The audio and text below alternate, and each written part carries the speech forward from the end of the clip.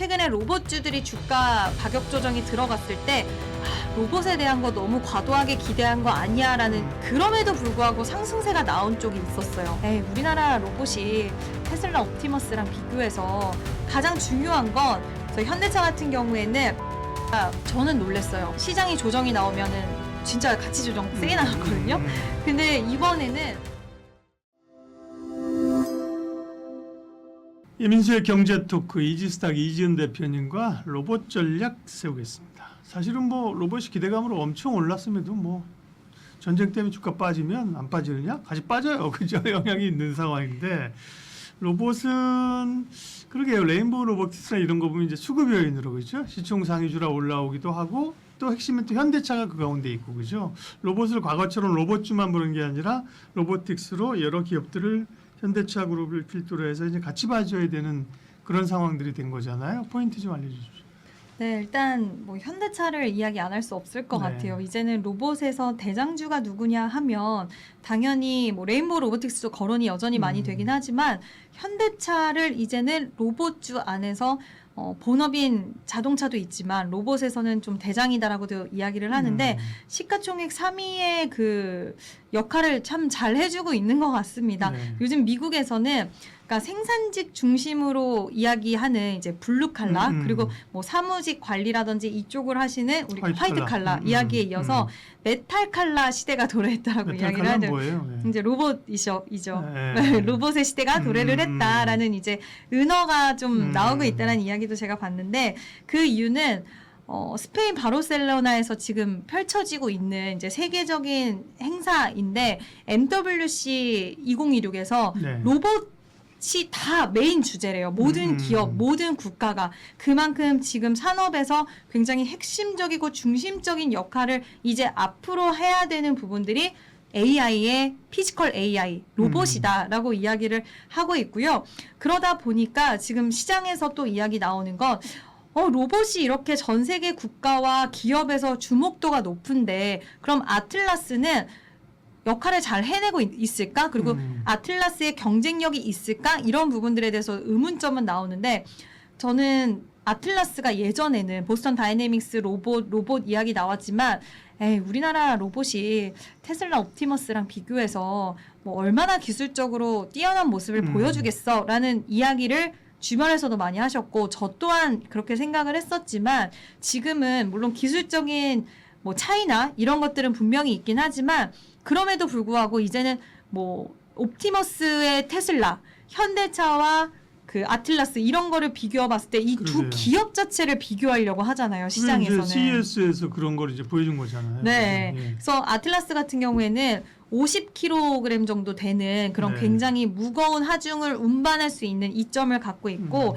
지금 옵티머스보다도 적재 능력이 뛰어나다라는 부분들이 또 시장에서는 좋게 보고 있고, 가장 중요한 건 그 로봇 손이 중요하다라고 이야기를 하고 있거든요. 왜냐하면 손에서 정교한 작업들이 많이 이루어지기 때문에 중요도가 높은데 56개의 자유도를 가져갈 수 있다라는 부분과, 뭐 액추에이터 우리나라에서 잘한다라는 이야기 있는데, 액추에이터 정밀 동작 제어 기술 이런 것들이 뛰어나다고는 합니다. 근데 문제는 이제 뭐 구글의 딥마인드와 같이 협력해서 뇌에 대한 부분들은 이제 잘 진행을 할 거고, 그리고 뭐 엔비디아의 협력, 그리고 현대 모비스와의 협력 이런 이야기도 있기는 하지만, 지금 약간 양쪽의 기업이 가져가고 있는 방향성은 좀 다른 것 같아요.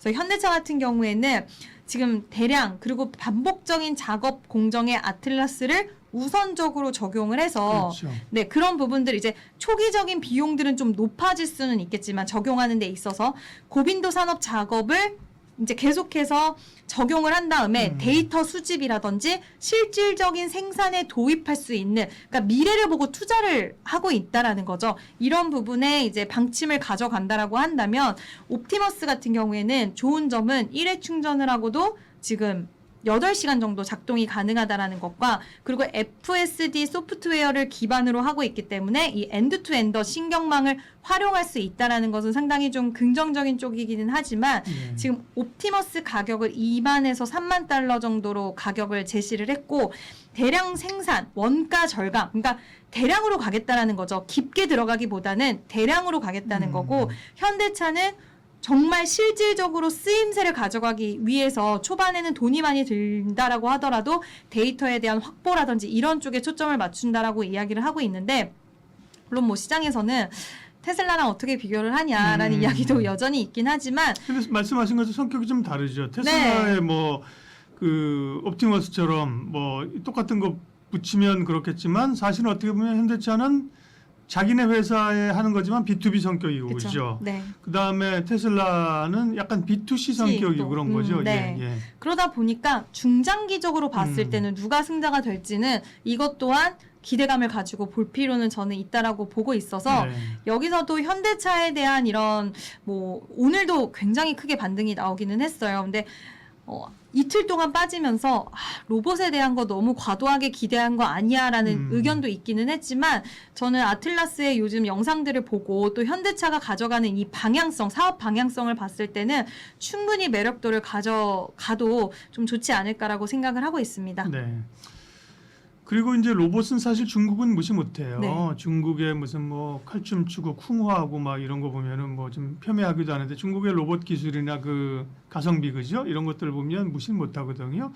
현대차는 테슬라하고 비교하는 것 자체가 굉장히 사실은 밸류 자체를 달리 네. 받을 수 있는 거고, 도요타랑 비교하면 뭐 5배, 6배, 7배지만 그죠? 테슬라랑 비교하면 100배인데 뭐 BR이 그죠? 네. 그런 밸류를 받으려고 하는 거. 중국의 약진, 이 글로벌 로봇 시장에서 중국의 상황은 어떻게 이해해야 돼요? 중국이 지금 휴머노이드 로봇을 만들 수 있는 기업의 숫자가 기하급수적으로 늘어나고 있는데, 뭐 다들 아시다시피 막대한 정부의 지원이라던가 그리고 뭐 인구에 대한 활용 이런 것들이 있는 건데, 여기서 지금 중국에서도 1만 개의 공급망이 등에 있대요. 그러니까 제가 그 어떤 뉴스를 봤는데, 뭐 무슨 행동을 하고 뒤돌았으면 중국은 로봇 부품이 배달이 와 있다는 이야기가 있을 정도로 공급망이 잘 구축이 되어 있다라는 거죠. 그래서 휴머노이드를 로봇을 만들 수 있는 기업들이 기하급수적으로 늘어나고 있다라는 거고, 이 과정 속에서 지금 미국은 중국 같은 경우에는 1년 안으로 10만 대 연간 생산 능력을 갖추겠다라고 이야기를 했는데, 중국의 이런 움직임이 미국 입장에서는 불편해질 수 있을 거라고 봅니다. 그래서 공급망에 대한 그런 중국 내부에서는 긍정적인 요소는 있기는 하지만, 지금 중국은 중국 안에서의 시장을 타겟하는 움직임이 강해지고 있어요. 근데 보스턴 다이내믹스는 미국 시장을 지금 타겟을 하고 있잖아요. 북미 시장 중심으로. 그래서 시간이 지나갔을 때 역시나 마찬가지로 미국이 중국을 견제하는 흐름 속에서 공급망에 대한 재편 과정 속에서 아무리 중국 부품이 싸다라고 하더라도 우리나라 쪽으로 흘러들어올 가능성, 기회가 많이 열릴 가능성이 있고, 또 보스턴 다이내믹스는 미국 시장을 겨냥을 하고 있기 때문에 중국 내수라든지 아시아권의 시장을 공략하고 있는 그 중국 기업들보다는 보스턴 다이내믹스의 미래적으로 성장에 대한 부분들은 훨씬 크다. 그래서 두 가지 정도는 중국을 오히려 배제하는 움직임 속에서 수혜를 받을 수 있는 부분들은 충분히 있다라고 생각을 합니다. 네. 그럼 결론을 좀 내죠. 로봇주는 뭐 로봇에 대한 모멘텀이 말씀하신 것처럼 여기 가도 로봇, 저기 가도 네. 로봇, 그죠? 다 로봇의 그 기대감들이 다 AI가 접목돼서 굉장히 많잖아요. 그러면 이제 로봇주를 우리가 어떻게, 사실은 연초에는 꽤 오른 것도 있잖아요, 그죠? 네. 네. 이 로봇주를 어떻게 바라볼 것이며, 어떤 기준을 가지고 볼 것이며, 어떤 기업들을 좀 주목하면 좋을까? 많이 들어보셨기는 하셨을 것 같아요. 이미 뭐 대기업의 지분을 갖고 있는 종목이라던가 굉장히 진부하게 들리실 수는 있겠지만, 네. 이게 정답이 될 수 있을 수밖에 없다라는 것은, 앞서서 말씀드렸던 공급망에 대한 재편이 진행이 된다라고 했을 때는 사실 대기업 라인을 타고 있어야지 그만큼 해외 쪽으로 뻗어나갈 수 있는 기회라든지 이런 것들을 얻어갈 수 있는 부분들이 더 크다라고 생각을 하고 있고요. 네. 우리나라 기업들 중에서 최근에 로봇주들이 주가 부침과 기간 조정과 가격 조정이 들어갔을 때 그럼에도 불구하고 상승세가 나온 쪽이 있었어요. 어디냐라고 생각을 해보면 액추에이터라든지 로봇손에 대한 기술을 갖고 있는 쪽인데, 뭐 로봇의 원가의 40% 이상이 액추에이터에서 나온다라는 이야기가 나올 정도로 네. 핵심적인 역할을 하고 있는데, 그 부분에 대해서 기술력을 국산화했거나 내재화해서 갖고 있는 회사들은 당연히 그 가치에 대한 부분들은 높게 평가가 될 수밖에 없다라고 보고 있고요.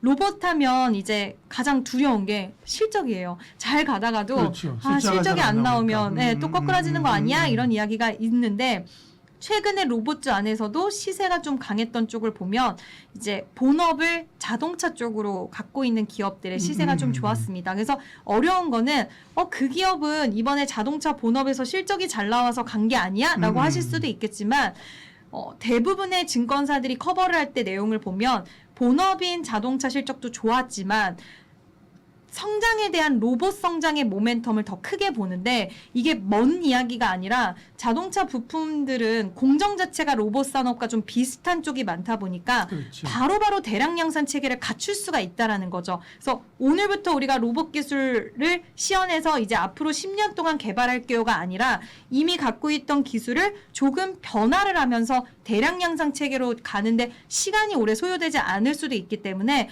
그런 저는 이제 자동차 부품인데 로봇에 대한 신성장 동력을 갖고 있는 최근에 뭐 SL이라든지 화신이라든지 한국 PIM이라든지 이런 기업들의 시세가 좋았다라는 점 이런 것들도 좀 기억을 해주시면 좋을 것 같고요.